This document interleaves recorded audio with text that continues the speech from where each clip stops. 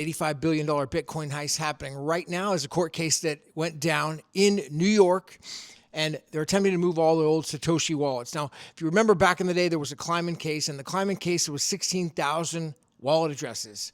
This one is about 32,000 wallet addresses.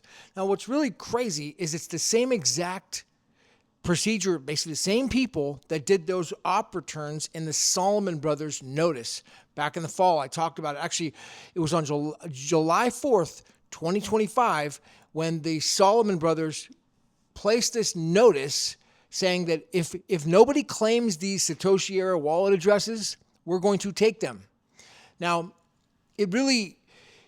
there's a lot of weird things happening because, at that same time you had all these, remember, had CSW lining up in the hash in the wallet addresses, and then there was these unusual hashes, and then people were leading back. Maybe this is Craig. That's what we were kind of thinking, but now this court case gets filed in New York by a random John Doe New York resident, not Craig Wright. He's not a New York resident, and some attorney in Brooklyn, and so it appears that it's just someone else, random guy, who claims to have found, he found not wallets with keys in them. He literally just found wallet addresses on the internet with an algorithm, and he says, "Hey, nobody's using these wallet addresses.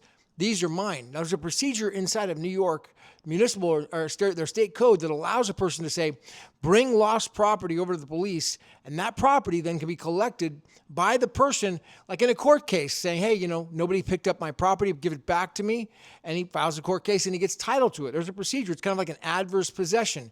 So what this attorney's trying to do is use these property laws and do it. He's actually using the word quiet title over $285 billion worth of Bitcoin. No joke. All right, so if you care about BTC, small blocks, big blocks, I don't care. You should be following this case. There should be an outrage. And there should be literally a fund going together right now to basically oppose this thing. Because if these guys win this case, then they still got to figure out how to enforce the judgment. But even if they do, it's a big freaking deal, man. It's going to upset a lot of people. And not to mention, isn't it just flat out wrong? Why should, if somebody has their coins in a wallet address, you don't use them for a while, anybody can just take them? Is that what you want to have happen with this stuff?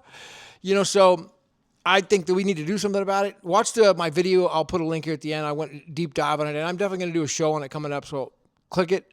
I'll see you at the top. Peace. Later.